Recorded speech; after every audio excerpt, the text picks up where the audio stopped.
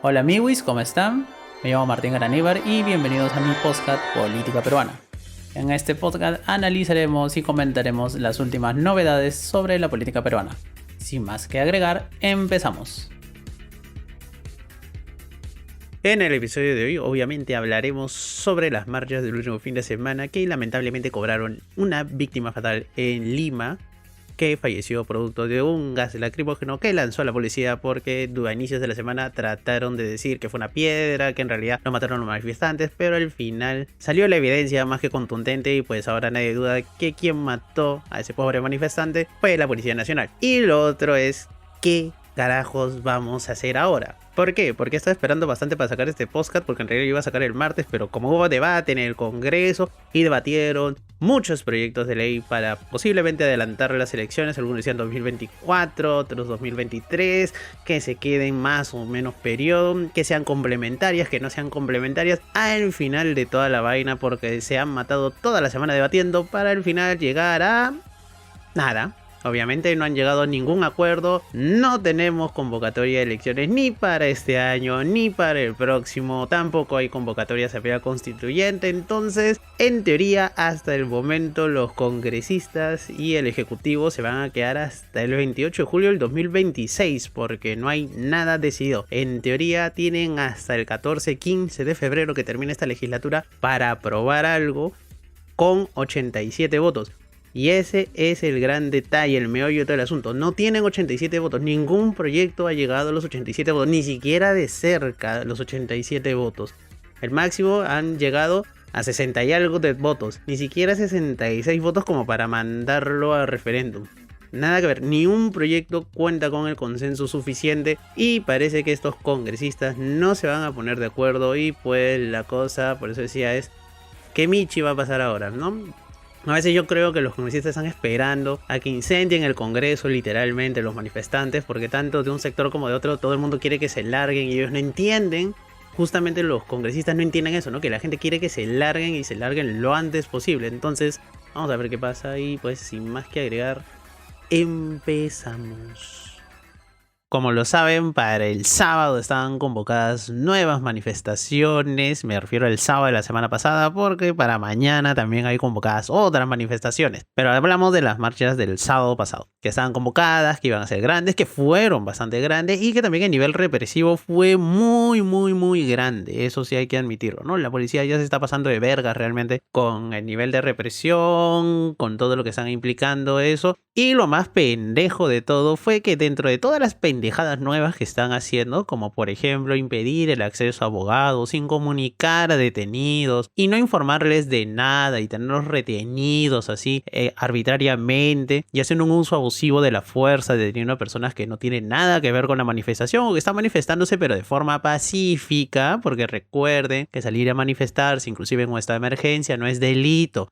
Si tú sales a manifestarte y estás incendiando, destruyendo algo, ahí sí te pueden agarrar a palos, pero si no estás haciendo eso, no te pueden agarrar a palos.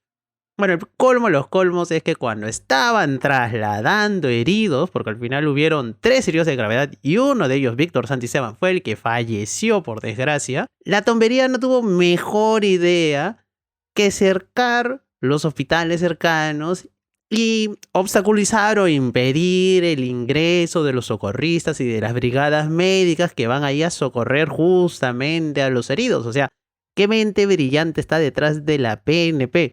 Porque no hablemos del famoso meme de la semana, que es el análisis de la semiótica de la Policía Nacional del Perú, que ya da risa en vez de pena.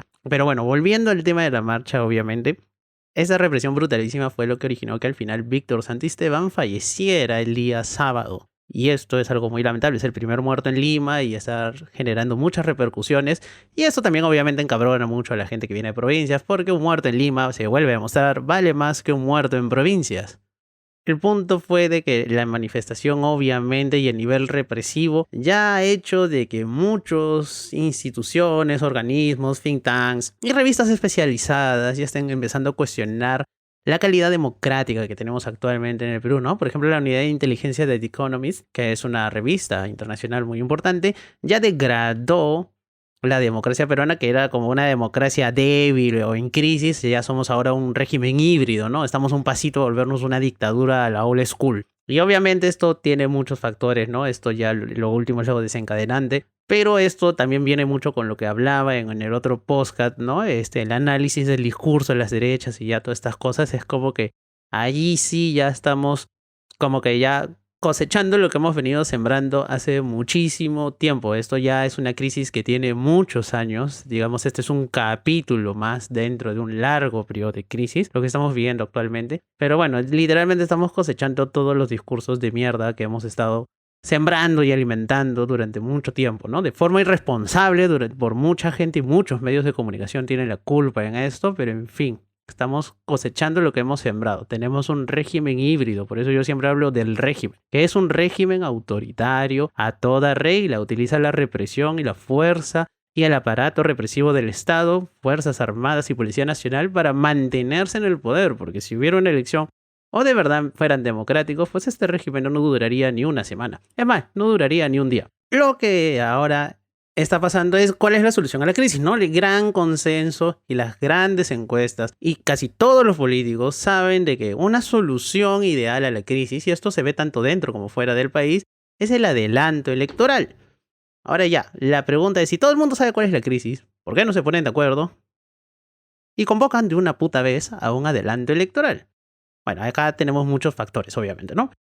Está un grupo de los que se quieren ir ya, ¿no? Que quieren que las elecciones sean en 4 o 5 meses y que se juramenten en octubre de este año y pues ya se larguen de una vez, ¿no? Ese es el grupo 1, por así decirlo. El grupo 2 es, digamos, el que no ve la crisis en su real magnitud, ¿no? Dice, miren, para evitar, y aparte tienen razón en algo, ¿no? Cuando dicen, miren, si salimos con las mismas reglas, pues vamos a elegir las mismas cagadas, ¿no? En eso sí estamos de acuerdo. Y después dicen, bueno, entonces hay que hacer reformas y estas reformas van a tomarse un tiempo, entonces las elecciones tienen que ser en abril del 24. Sí o sí tienen que ser en el año 2024. Este año ni cagando.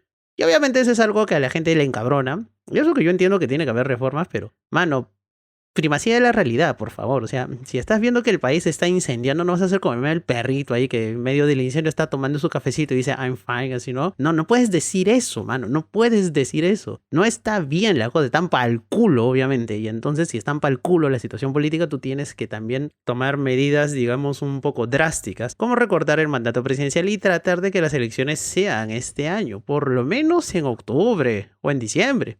Y dicho sea de paso, el Jurado Nacional de Elecciones y la OMP ya dijeron que sí se pueden realizar elecciones, la primera vuelta en octubre y la segunda vuelta en noviembre o diciembre. Depende del gusto del cliente. Entonces no vengan con el flore que no se puede, que obviamente no va a ser el mejor escenario, sí lo sé, yo entiendo eso. Pero primacía de la realidad, por favor, no podemos seguir que las cosas sigan igual, ¿no? Hay que calmar las aguas y eso viene también por hacer sacrificios y concesiones en algunas partes. Entonces ese es el segundo grupo, el que te dice a la mierda, la crisis está bien, es grave, pero no es tan grave, entonces podemos hacer reformas y elecciones en 2024. Y después está el tercer grupo, que ya son los más conchudos de todos, y ahí está, como siempre, como grandes representantes de las derechas más brutas y achoradas, porque yo no lo voy a decir ni siquiera extremas derechas, ellos son derecha bruta y achorada, y ellos sí tienen bien ganado ese nombre a pulso, Renovación Popular. Gran ejemplar, por ejemplo, el almirante Montoya. Pero ahí tienes al almirante Montoya diciendo que no, que ellos se tienen que quedar en 2026, que la puta madre, que eso, que el otro. Diciendo que se tienen que quedar hasta el 2026. Entonces, obviamente, este man no se da cuenta de la gravedad del asunto. Cree que todo se va a solucionar con vale y represión. Y lo único que está demostrando hasta ahorita es que la vale y la represión no sirve para nada. Es más, es tanto el roche que que se ve fuera del país, porque dentro del país hay gente que tal vez, como estas personas, o digamos las personas que están más alineadas a las derechas, no se dan cuenta porque, digamos, la gran concentración de medios no muestra la realidad, no te muestra otro discurso. Pero cuando ves medios fuera, estás viendo que es tanto el roche de que literalmente la canciller ha estado de gira por los Estados Unidos y ha tenido que admitir que no hay ninguna evidencia que vincule a los manifestantes con grupos violentistas o con grupos que estén ligados a actividades ilegales. Y eso no lo ha dicho ante cualquier huevón, eso lo ha dicho ante el New York Times, que es uno de los periódicos más prestigiosos del mundo y que también tiene un montón de influencia en la política interna gringa, ¿no? Que te salga en el New York Times, que ya hemos sido 3 veces portadas en el New York Times, no por cosas buenas, sino por el número de muertos.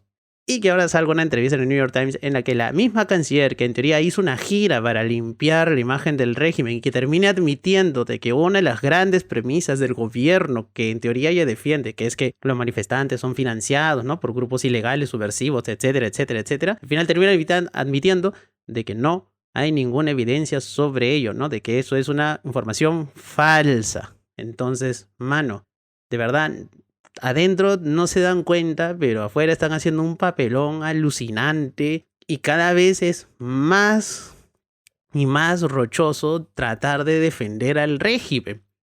No puedes tener un régimen que ni siquiera tiene 60 días y ya tiene más de 60 muertos. Tienes el triste récord de tener más de un muerto por día. O sea, en menos de 24 horas muere una persona, mano.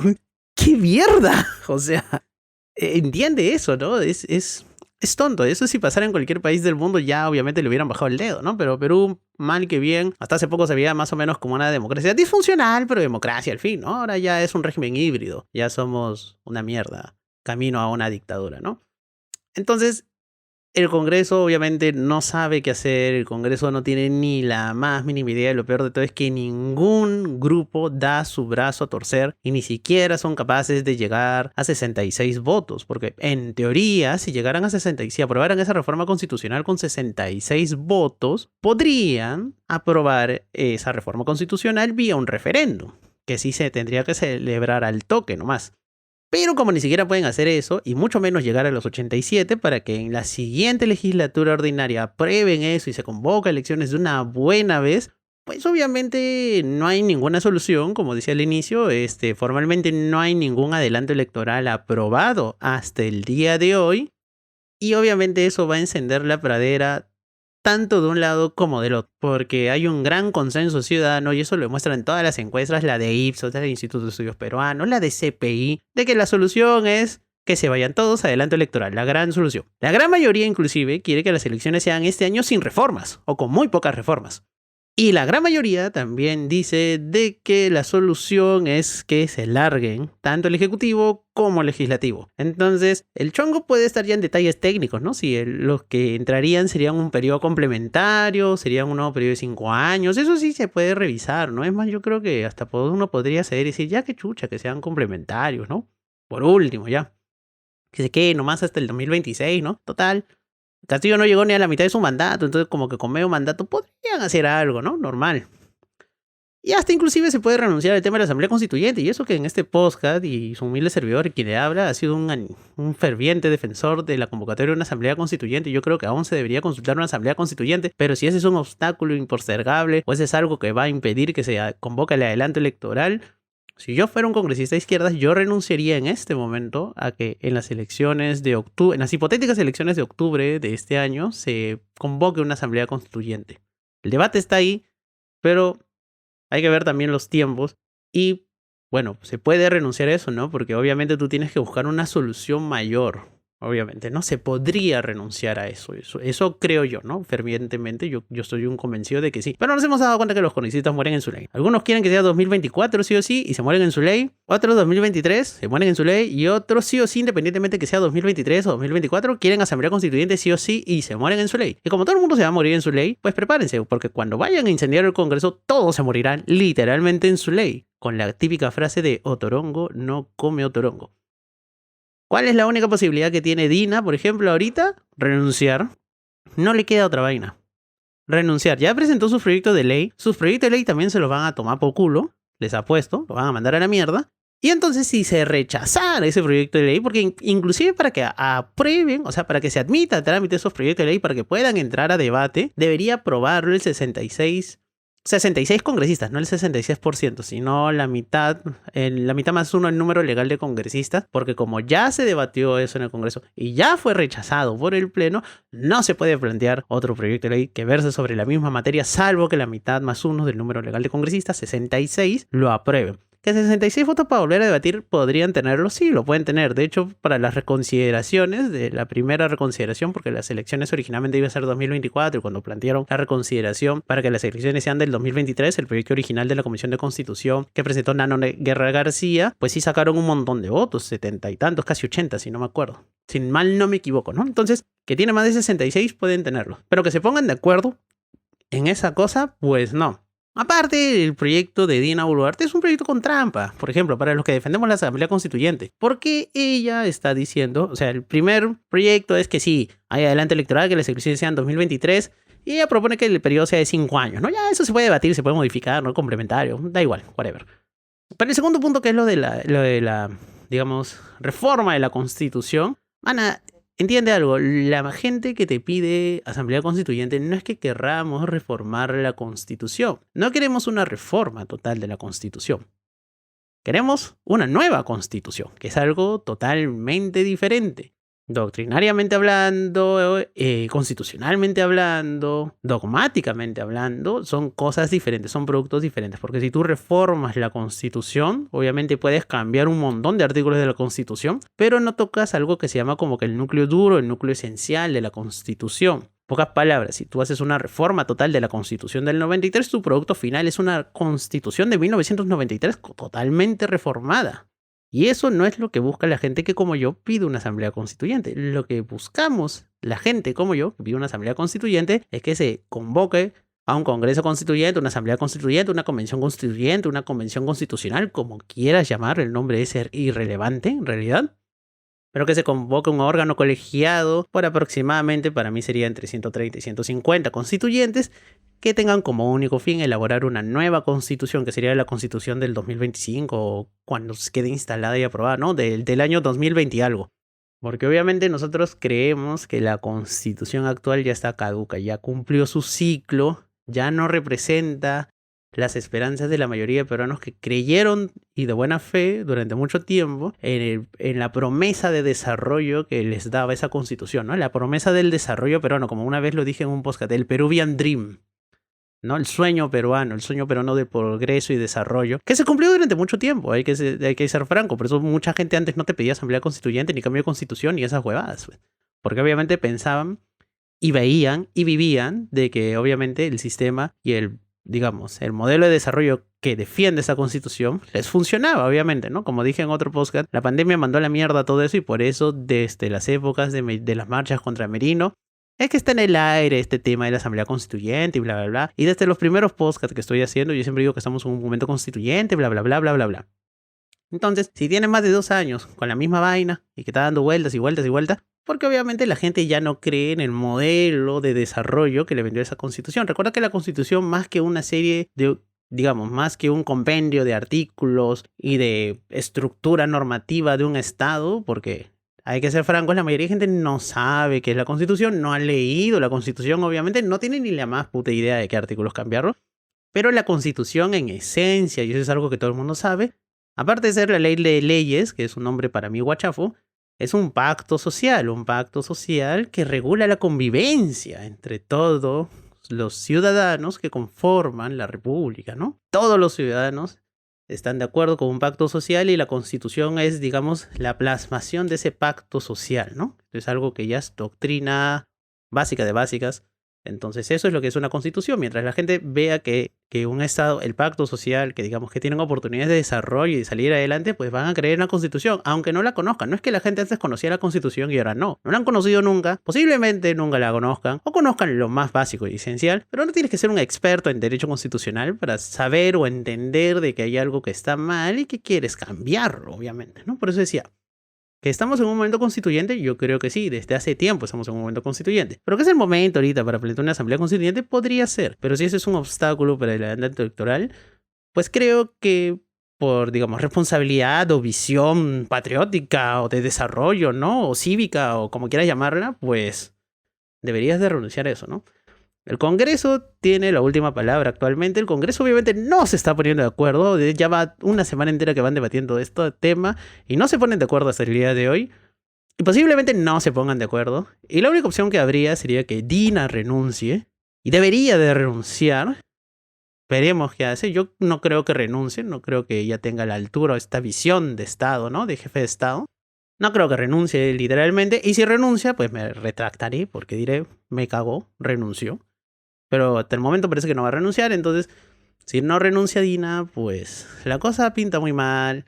Las protestas van a seguir porque obviamente el Congreso da la imagen de que le importa una mierda todo lo que pasa en el Perú y lo único que priman son sus apetitos políticos personales o intereses partidarios, etcétera, etcétera. Y pues obviamente las marchas van a continuar, por desgracia las muertes van a continuar, la represión va a continuar y la imagen del Perú obviamente se va a seguir yendo a la mierda a nivel internacional porque recuerde, ahora somos un régimen híbrido, estamos a un paso de volvernos una dictadura. Y bueno, amiguis, eso fue todo por ahora. Obviamente no le tengo ni una fe al Congreso, no le doy ni 10 céntimos al Congreso, pero ojalá me equivoque y espero que lleguen a un acuerdo y por fin después podemos estar comentando sobre un adelanto electoral, ¿no? Que a los congresistas les cayó la iluminación divina, tuvieron una reminiscencia y aprobaron un adelanto electoral. Pero mientras tanto solamente queda renegar y tener un poco de buen humor. Nada, pues espero que les guste el podcast, amiguis, y nada, nos vemos en la próxima. Bye bye.